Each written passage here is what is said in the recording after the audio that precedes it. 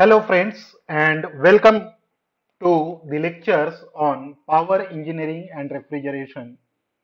These lectures are for 5th semester students of Diploma in Mechanical Engineering. I am Ritesh Harude from Department of Mechanical Engineering, NIT Polytechnic, Nagpur.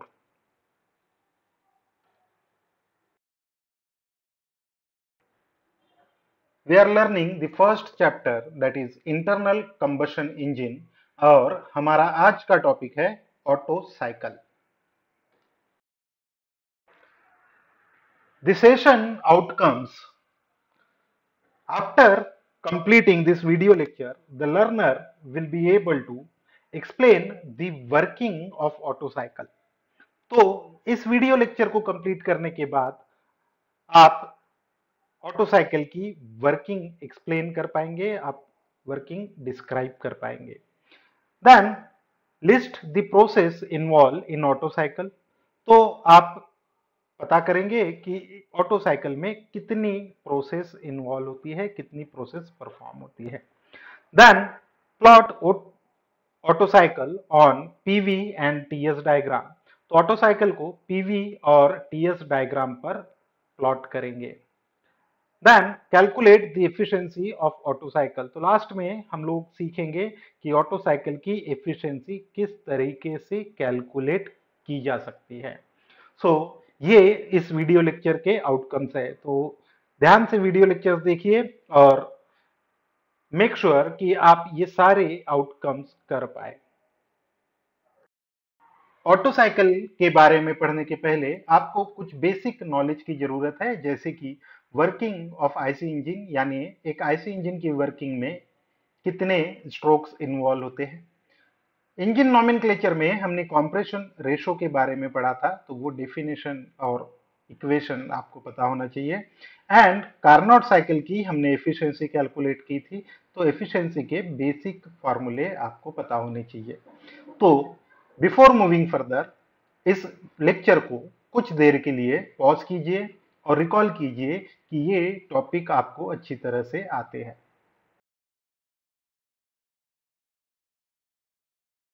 So let's learn about Otto cycle. Otto cycle is an ideal cycle for spark ignition engine. Spark ignition engine मतलब petrol engine. The petrol engines are also called as SI engine और spark ignition engine, क्योंकि सारे petrol engine में एक spark plug होता है जो fuel को बर्न करने के काम में आता है, फ्यूल को इग्नाइट करने के लिए जरूरी होता है. तो इसीलिए पेट्रोल इंजिन को स्पार्क इग्निशन इंजन भी कहते हैं. और सारे पेट्रोल इंजिन ऑटो साइकिल पर काम करते हैं. ऑटो साइकिल निकोलस ऑटो ने इन्वेंट की थी 1867 में, and he proposed the model of petrol engine also. This cycle consist of 4 reversible process. First one is adiabatic compression, then heat addition at constant volume, after that adiabatic expansion, and the last one is heat rejection at constant volume. In process में अगर आप ध्यान दें तो heat rejection constant volume पर हो रहा है, यानी कांस्टेंट वॉल्यूम प्रोसेस इन्वॉल्व होती है. And that's why this cycle is also named as constant volume cycle. तो अगर आपको कभी एग्जाम में पूछा जाए कि what is constant volume cycle, तो कंफ्यूज नहीं होना है. कांस्टेंट वॉल्यूम साइकिल का दूसरा नाम ऑटो साइकिल है.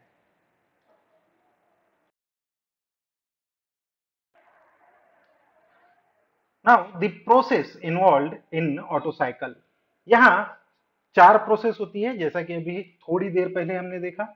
4 प्रोसेस में सबसे पहली होती है एडियाबैटिक कॉम्प्रेशन, जैसे कि यहाँ पे दिखाई दे रहा है 1 to 2. और कॉम्प्रेशन प्रोसेस में हम लोग गैस को कॉम्प्रेस करते हैं. कॉम्प्रेस करते हैं यानी वॉल्यूम को कम करते हैं. वॉल्यूम कम होता है तो प्रेशर बढ़ता है, और इसीलिए वर्क डन हमें सप्लाई करना पड़ता है.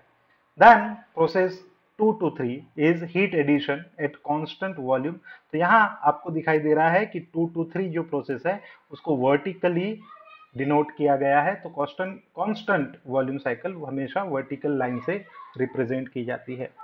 तीसरी प्रोसेस होती है adiabatic expansion. And adiabatic expansion 3 to 4 यहाँ परफॉर्म हो रही है, और इस प्रोसेस में वर्क डन होता है, यानी वर्क आउट आता है, आपको आउटपुट मिलता है। And the last process is the heat rejection at constant volume. तो ये भी एक कांस्टेंट वॉल्यूम प्रोसेस है, इसमें भी हीट ट्रांसफर होगा, और इस प्रोसेस में कांस्टेंट वॉल्यूम पर प्रोसेस हो रही है, इसीलिए ये वर्टिकल लाइन से रिप्रेजेंट की जाती है। Now we are going to draw the PV and TS diagram of Otto cycle. किसी भी साइकिल का पीवी और टीएस डायग्राम ड्रॉ करना बहुत इंपॉर्टेंट होता है, क्योंकि इन दोनों डायग्राम से हमें पता चलता है कि साइकिल का कंप्लीट आउटपुट क्या है, यानी वर्क डन कहाँ हो रहा है, हीट ट्रांसफर क्या हो रहा है, ये सब हमें पीवी डायग्राम और टीएस डायग्राम से पता चलता है। सो आइए दोस्तों ड्रॉ करते हैं PV and TS diagram of Otto cycle. तो जैसे जैसे हम लोग यहाँ पे साइकिल ड्रॉ करते जाएंगे, आप भी अपनी कॉपी में ये साइकिल ड्रॉ कीजिए। सबसे पहले होता है पीवी डायग्राम, जिसमें प्रेशर y एक्सिस पे और वॉल्यूम x एक्सिस पे लिया जाता है। दूसरा डायग्राम है टीएस डायग्राम, जिसमें टेम्परेचर y एक्सिस पे लिया जाता है और एंट्रोपी जो S से डिनोट होती है उसको हम लेते हैं x एक्सिस पे। तो इस तरह से हम लोग दो डायग्राम ड्रॉ करेंगे, pressure volume diagram and temperature entropy diagram. तो सबसे पहली प्रोसेस ऑटो साइकिल में होती है एडियाबैटिक कॉम्प्रेशन। कॉम्प्रेशन प्रोसेस है, मतलब वॉल्यूम कम होगा और प्रेशर बढ़ेगा। तो सबसे पहली प्रोसेस होती है 1 to 2। इस प्रोसेस में हम लोग प्रेशर को बढ़ाते हैं क्योंकि वॉल्यूम कम हो रहा है। अब प्रोसेस क्योंकि एडियाबैटिक है तो हीट ट्रांसफर पॉसिबल नहीं होगा, तो इसीलिए टेम्परेचर जो गैस का वो बढ़ते जाएगा। क्योंकि ये प्रोसेस कॉम्प्रेशन है तो हमें वर्क सप्लाई करना पड़ेगा, क्योंकि गैस को कॉम्प्रेशन करने के लिए हमें वर्क ऐड करना पड़ेगा। So work is added in this process. The second process is heat addition at constant volume. और यहाँ पे क्या हो रहा है, क्यू इन हो रहा है, हीट ऐड की जा रही है। जब हम लोग हीट को ऐड कर रहे हैं तो process 2 to 3 we are adding heat and heat is added at constant volume. तो वॉल्यूम चेंज नहीं होगा पर प्रेशर बढ़ते जाएगा, और क्योंकि हम लोग हीट ऐड कर रहे हैं और किसी भी चीज को हीट ऐड करेंगे तो उसका टेम्परेचर बढ़ेगा। सो इसीलिए यहाँ पे दिखाई दे रहा है कि टेम्परेचर T2 से बढ़कर T3 तक पहुंच रहा है। During this process heat is added, जैसे कि यहाँ पे दिखाया गया है। तीसरी प्रोसेस है एडियाबैटिक एक्सपांशन। इस प्रोसेस में 3 to 4 एडियाबैटिक एक्सपांशन होगा और वर्क परफॉर्म होगा। तो जैसे कि यहाँ दिखाई दे रहा है, गैस वर्क परफॉर्म करेगी पिस्टन के ऊपर, और पिस्टन के ऊपर जब गैस वर्क परफॉर्म करेगी तो उसका वॉल्यूम बढ़ते जाएगा और प्रेशर कम होते जाएगा। अब क्योंकि प्रेशर कम हो रहा है तो इसका इफेक्ट टेम्परेचर पे भी होगा और टेम्परेचर भी पूरी तरह से रिड्यूस हो जाएगा। And then the last process is known as heat rejection at constant volume. और कांस्टेंट वॉल्यूम पर क्या होगा, हीट रिजेक्शन होगी, और कांस्टेंट वॉल्यूम प्रोसेस है इसीलिए 4 to 1 एक वर्टिकल लाइन से दिखाई गई है। एंड यहाँ पर भी टेम्परेचर कम हो रहा है इसीलिए प्रेशर भी कम होगा। So this is the last process which is heat rejection at constant volume, यानी हीट यहाँ पे रिजेक्ट होगी। तो ये पीवी और टीएस डायग्राम है।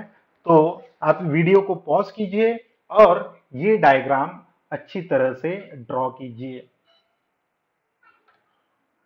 Now let's find out how to calculate the efficiency of Otto cycle.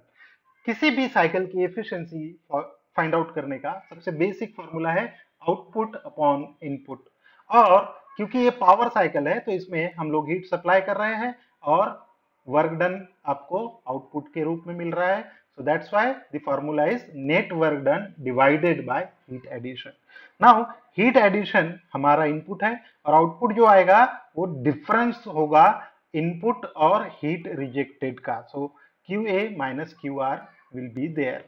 Now during this cycle, heat is added at constant volume during the process 2 and 3. जैसे कि दूसरी प्रोसेस थी 2 to 3 is heat supplied या heat addition at constant volume, और constant volume में heat adding का formula ये होता है जैसे कि QA is equals to CV and the temperature difference during that process. So इस तरह से हम हीट सप्लाई कैलकुलेट कर सकते हैं. दूसरा, हीट रिजेक्टेड 4-1 प्रोसेस में हो रहा है एट कांस्टेंट वॉल्यूम. सो इस प्रोसेस में भी हम कांस्टेंट वॉल्यूम है तो फार्मूला सेम लगेगा, पर हीट रिजेक्टेड होंगी and heat rejected at CV यानी specific heat at constant volume and the temperature difference between during that process. So if we are going to put these two value in the formula for this QA minus QR divided by QA, then we will get this. And when the CV is taken constant, and then finally we can get this. The efficiency of Otto cycle is equals to 1 minus temperature difference between 4-1 and the temperature difference during 3-2. So this is the formula to calculate the efficiency for Otto cycle. पर जब भी हम लोग auto cycle की efficiency calculate करते हैं, temperatures operating engine के लिए मिलते हैं हमको, पर इंजन डिजाइन करते समय हमारे पास ये टेम्परेचर्स नहीं होते. तो हमारे पास उस समय एक फैक्टर होता है और वो होता है कॉम्प्रेशन रेशो.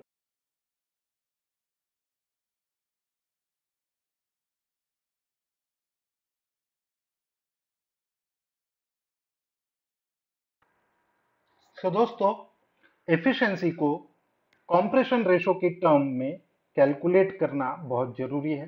तो इसीलिए सबसे पहले देखते हैं कॉम्प्रेशन रेशो क्या होता है. कॉम्प्रेशन रेशो वॉल्यूम का रेशो है. Volume at the start of process और start of compression and volume at the end of compression. So ये कॉम्प्रेशन रेशो को R से डिनोट करते हैं. तो R will be equals to V1 upon V2, और जितना रेशो कॉम्प्रेशन के टाइम पे होगा उतना ही एक्सपांशन के टाइम पर भी होगा. सो यहाँ पे देखिए वॉल्यूम V4 अपॉन V3 यहाँ पे होता है. तो कॉम्प्रेशन रेशो का ये फॉर्मूला है. हमेशा याद रखिए higher volume upon lower volume यहाँ पे हम लोग लेते हैं रेशो में, यानी जो वॉल्यूम ज्यादा होगा वो ऊपर और जो वॉल्यूम कम रहेगा वो रेशो में नीचे लेते हैं. अब ये वाली जो पीवीटी के रिलेशन है, प्रेशर, वॉल्यूम और टेम्परेचर के रिलेशंस हर प्रोसेस में होते हैं और अलग अलग रिलेशंस हर प्रोसेस में होते हैं, जो हमने डिटेल में पिछले सेमेस्टर में थर्मल इंजीनियरिंग में पढ़े हैं. अब यहाँ पर हम लोग डायरेक्टली फॉर्मूला देख रहे हैं क्योंकि डेरिवेशंस हमारे सिलेबस में नहीं है, हमको डेरिवेशंस एग्जाम में नहीं आती है, इसीलिए हम डायरेक्टली उस पार्ट को स्किप कर रहे हैं और फॉर्मूले पे जा रहे हैं. तो एफिशिएंसी, ऑटो साइकिल की एफिशिएंसी का फाइनल फॉर्मूला होगा 1 माइनस 1 अपॉन आर. आर यानी compression ratio two the power gamma minus 1. So write down this formula and learn this formula. This is the most important thing. और ये formula कहाँ से आया है? पीवीटी रिलेशंस को change करके ये वैल्यूज आगे इसमें डालने के बाद ये फॉर्मूला आता है. तो यहाँ पे हर टर्म का मीनिंग आपको पता होना चाहिए. तो सबसे पहले नीटा ऑटो यानी efficiency of Otto cycle, and then R is compression ratio, then gamma, and gamma is the adiabatic index. So in this way we can calculate the efficiency of Otto cycle. And in the end, let's conclude what we have learned in this lecture. तो इस lecture में हमने क्या क्या पढ़ा? सबसे पहले हमने ये साइकिल की एफिशिएंसी देखी. So this is the efficiency of Otto cycle. And यहां से इस फॉर्मूले से आपको पता चल रहा है कि efficiency depend on the compression ratio. Compression ratio के ऊपर एफिशिएंसी डिपेंड करती है.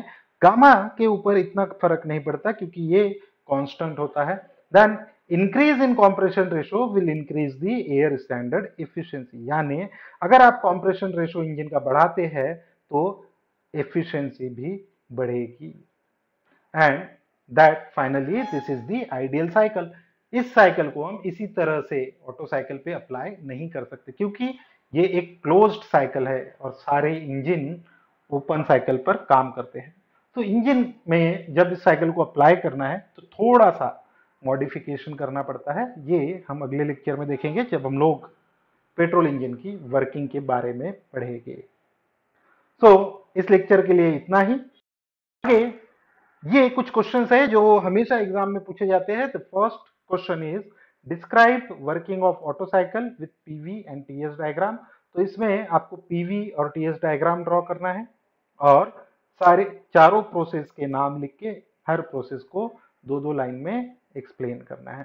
दूसरा क्वेश्चन है represent Otto cycle on PV and TS diagram. तो पीवी और टीएस डायग्राम बनाइए, नीट और क्लीन डायग्राम बनाइए, वर्किंग उसको लेबलिंग कीजिए, वर्क डन कहाँ इन हो रहा है, वर्क आउट कहाँ से हो रहा है, हीट कहाँ सप्लाई हो रही है, हीट रिजेक्शन वो दिखाइए। And the last one is right the equation for the efficiency of Otto cycle and right the meaning of each term. तो अभी थोड़ी देर पहले, कुछ स्लाइड पहले हमने ये चीज पढ़ी थी। So this is all about the auto cycle. In the next lecture, we are going to learn about the working of a 4-stroke petrol engine and then diesel cycle. Thank you.